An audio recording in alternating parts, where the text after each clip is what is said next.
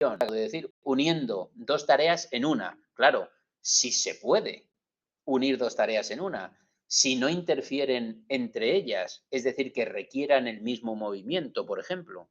O lo que yo acabo de decir, estoy hablando por teléfono, pero también estoy teniendo una conversación con otra persona que me está hablando. Ahí esa reestructuración es compleja. O también podemos seleccionar y combinar estrategias, seleccionando adecuadamente estrategias atencionales dependiendo de mi objetivo, dependiendo de mi meta y además combinándolas con estrategias perceptivas. Por ejemplo, si yo voy corriendo y voy corriendo por el bosque, tengo una estrategia perceptiva y es que no quiero enterarme muy bien de qué árboles tengo que esquivar. No quiero saber si son melocotoneros o perales u olivos. Eso es una estrategia perceptiva. Utilizo la menos percepción posible porque lo que no quiero es darme contra un árbol, con lo cual la estrategia perceptiva es que lo único que quiero ver es algo vertical, que es un árbol, pero no me quiero fijar, porque si me estoy fijando en cómo son los árboles,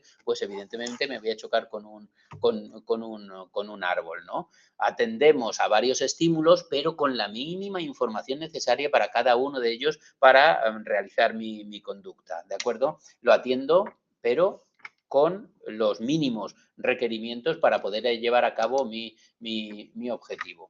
Vamos a alternar entre tareas, vamos a cambiar de propósito. Esto lo hacemos mucho y esto es un problema en los experimentos, porque aunque al sujeto le digamos, hazlo lo más rápidamente posible y lo mejor posible, o céntrate pero nosotros cuando estamos metidos, tomamos nuestras estrategias y unas veces lo queremos hacer más rápido y otras veces lo queremos hacer mejor, más lento, pero mejor. Nosotros cambiamos nuestro propósito y por lo tanto solemos cambiar de tarea y hacer algo distinto al objetivo que nos han marcado. Cambiamos el objetivo en mitad de la tarea y esta es una habilidad que está relacionada con el control ejecutivo. Yo no sé si a vosotros os pasa mucho, pero a mí me pasa mucho. Si yo estoy en un sitio, yo estoy en mi despacho, estoy en mi estudio y digo, voy a la cocina por un vaso de agua. Mi objetivo es ir a la cocina por un vaso de agua. ¿Por qué me meto en otros berenjenales? Voy allí. Pero me voy levantando y digo, está esto aquí, ya que voy de paso, voy y llevo esto al otro sitio. Total, que cojo esto y me lo llevo al otro sitio. Y cuando voy hacia allí, veo otra cosa, digo, pues esto también. De tal manera que vuelvo a mi despacho y digo, no bebió el agua, que esa por lo que iba, ¿no? Porque voy cambiando no sé si os ha pasado a mí, pero a mí me pasa mucho, ¿no? Que quiero poner en marcha una acción para algo y voy cambiando de objetivo conforme voy viendo diferentes estímulos y hacer otra cosa para esos estímulos, de tal manera que la tarea primaria me vuelvo y digo, pues no he bebido. A ver si me centro, voy a beber y como lo de los burros, voy a beber y no me fijo en nada más. Bueno, pues eso es lo que hacemos, ¿no? Que vamos cambiando el objetivo en medio de la tarea. Bueno, pues esto está estudiado bajo dos situaciones. Una situación que se llama la alternancia de tarea o cambio de tarea, aquí cambio de tarea, y otra que es muy diferente, es una tarea, pero que tiene diferentes etapas, que para conseguir esa tarea tengo que dividirla en objetivos intermedios para poder llegar a esa tarea. Si yo tengo que venir aquí a dar clase o yo tengo que ir a mi trabajo, eso es una tarea que se va a tener que dividir sí o sí en otras etapas. Me tengo que levantar, desayunar, ducharme, vestirme, porque no puedo levantarme y ir a trabajar. Tengo que hacer un montón de cosas. Todas esas cosas que tengo que hacer, ¿dónde están? Porque tienen que estar en algún sitio.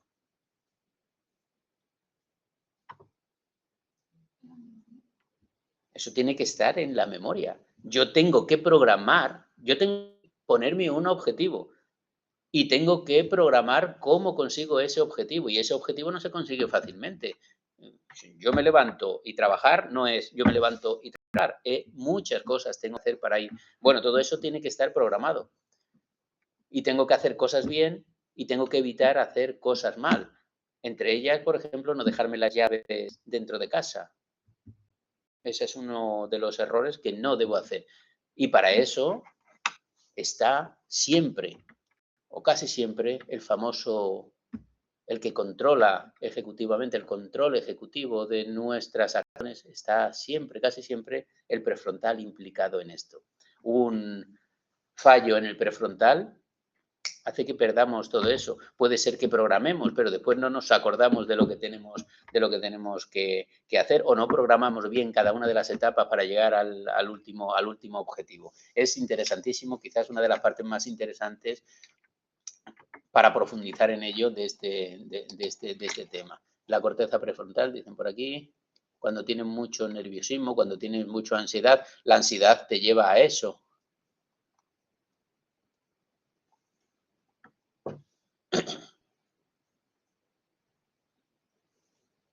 Bueno, buenísimo lo que dice M Cardinal 2. Y además que lo podéis oír, habitualmente lo podéis oír cuando si vais a comprar a un supermercado, cuando estáis pasando por caja y es el supermercado habitual, hay un mogollón de gente que te dice siempre la misma historia. Fíjate, venía por la barra de pan y mira todo lo que me llevo, ¿no? Pues de eso estamos hablando, ¿no? Cambiamos de objetivo continuamente. Bueno, la cuestión aquí primordial es el coste por el cambio de una tarea a otra. Yo estoy haciendo una tarea y me cambian a hacer otra tarea diferente. Bueno, pues en el primer ensayo de esa tarea nueva hay un coste. La voy a hacer peor que si esa tarea fuera desde el inicio sin haber hecho una anterior. Realizar exitosamente una actividad compleja exige a veces pasar de una tarea a otra. Y esto, pasar de una tarea a otra, lleva un coste, lleva una pérdida de eficiencia. Esto se llama coste por el cambio. ¿Qué es esto del coste por el cambio? Ya lo sabemos, nuestras dos variables independientes es el tiempo de reacción y el incremento del tiempo de reacción y los errores.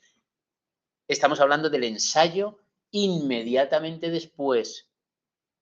¿De acuerdo? Porque después, evidentemente, vamos normalizándonos. Pero en el ensayo, inmediatamente después, en el ensayo de cambio, ahí va a haber una pérdida, un coste por ese cambio. ¿Por qué? Nuestro esquema cognitivo está acostumbrado a la tarea anterior, de repente te ponen una tarea nueva, tienes que cambiar tu esquema cognitivo, tienes que cambiar tu marco procedimental, tienes que cambiar tu marco cognitivo. En ese primer ensayo lo vas a hacer peor que en el siguiente, en el siguiente y en el siguiente, hasta que ese marco cognitivo se ruede, ¿no? ¿De acuerdo? Vale.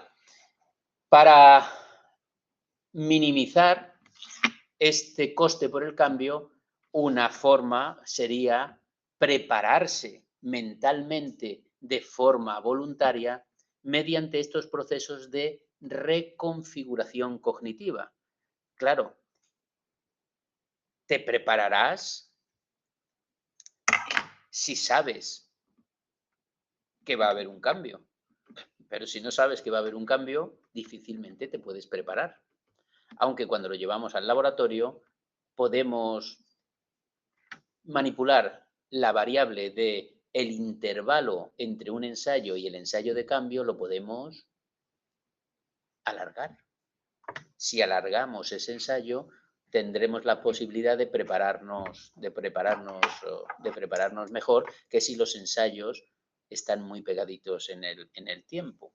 Vale. Este incremento en el tiempo de reacción y los errores, este coste por el cambio, es el tiempo que se tarda en configurar esa nueva disposición mental para abordar la nueva tarea. Y esto se estudia con un paradigma, el paradigma del cambio de tarea.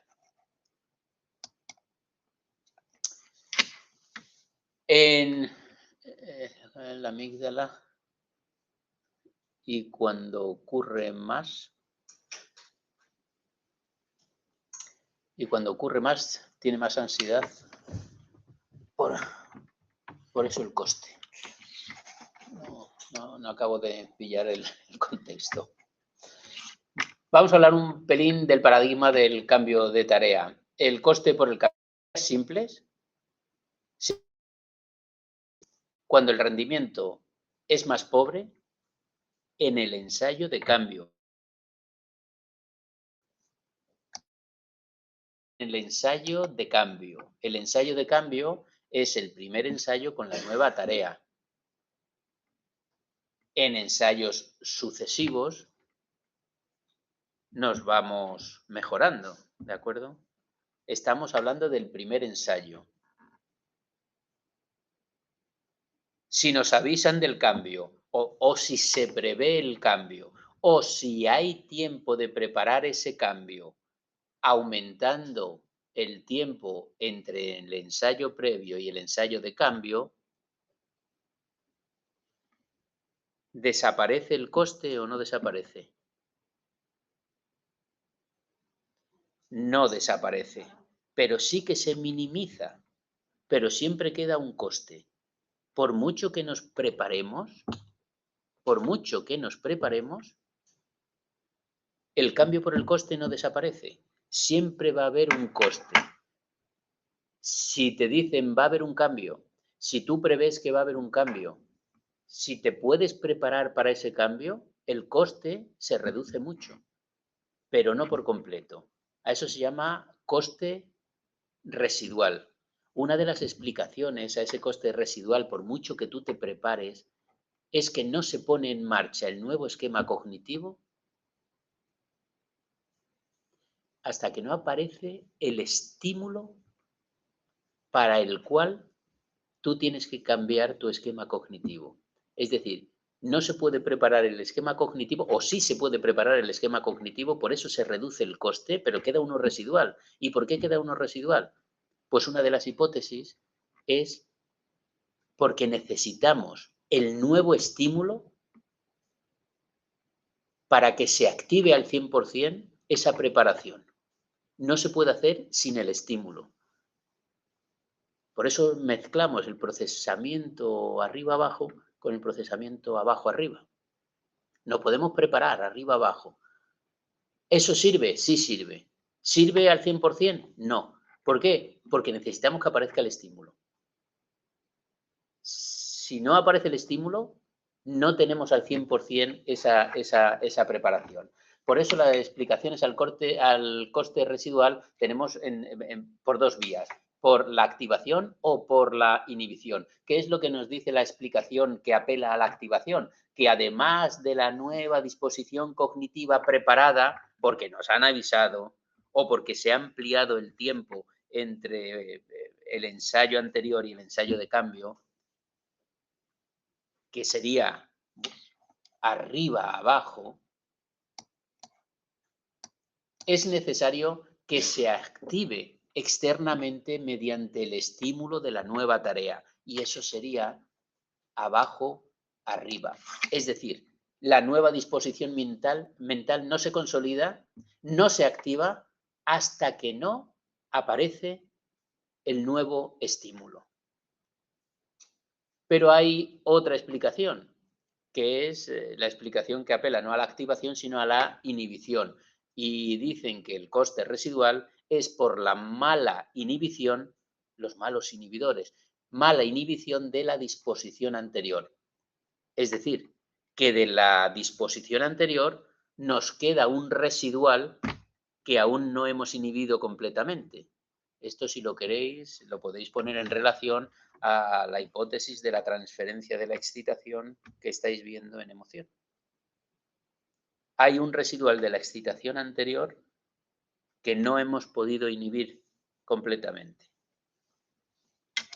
Conclusión que sacamos de esto es que el cambio es una actividad cognitiva compleja que requiere una alta capacidad de control. Inhibir lo antiguo antes de activar lo nuevo. O si lo queréis, por la parte de la activación, aunque preparemos la nueva actividad cognitiva, la nueva disposición mental, la nueva disposición cognitiva para el nuevo estímulo, hasta que no esté el estímulo delante de nosotros, no se activa esa disposición. ¿Más o menos está bien?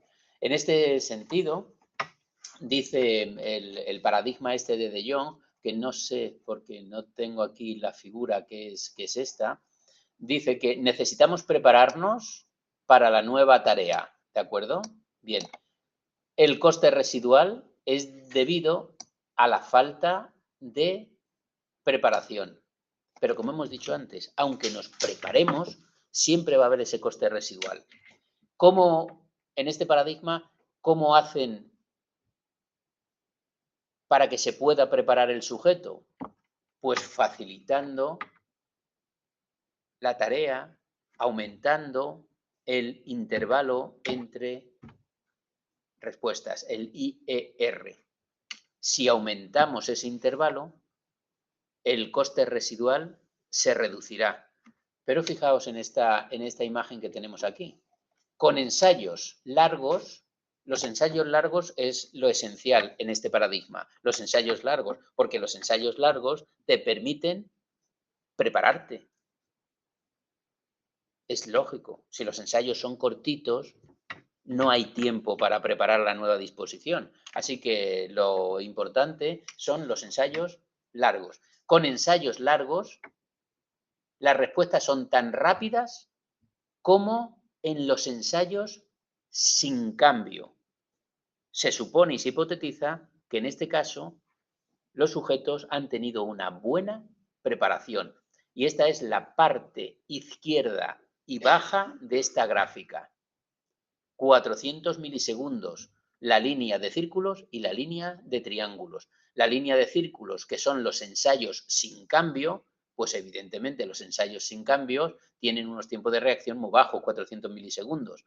Pero los triángulos, ensayos de cambios con IR largo, como veis, también tienen 400 milisegundos. Es decir, son tan rápidos como los ensayos sin cambio.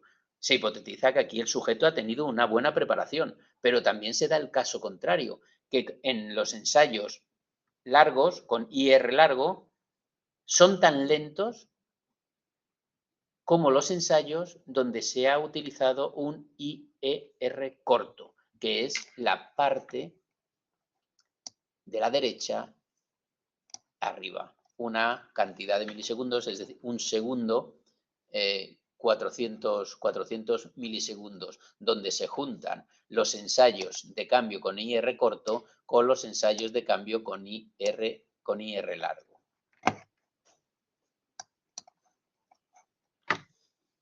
Vamos a lo que dije antes, el control de la tarea multietapa. Vamos con Dory y con Nemo. Como os dije, desde que me levanto hasta que mi tarea, que es presentarme en el trabajo, pues es una tarea compleja y es una tarea que tiene que pasar por diferentes etapas, ¿no? Levantarnos, vestirnos, asearnos, desayunar, conducir, tararí, que te vi, no dejar las llaves dentro de casa, coger las llaves del coche, en fin, un montón de etapas para cumplir una tarea. Recordad que estamos en una tarea, pero que esa tarea tiene varias etapas, porque después pasaremos a varias tareas. No una tarea con muchas etapas, sino varias tareas. Realizar exitosamente una actividad compleja a veces exige dividirla en tareas más simples, en metas parciales, en etapas. Estas etapas tenemos que hacer cosas correctas, como os acabo de decir, pero también tenemos que evitar hacer cosas incorrectas.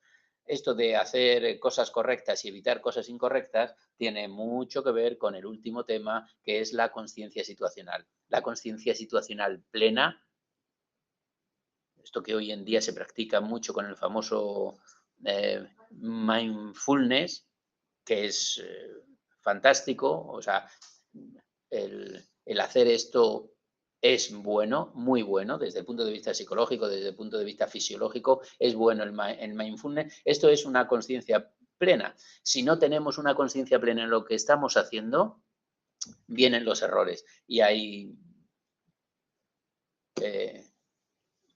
trabajos donde esos errores son costosos. Bien, a eso es a lo que llamamos el control atencional. Por eso dijimos al principio de toda esta clase que la atención, una de las funciones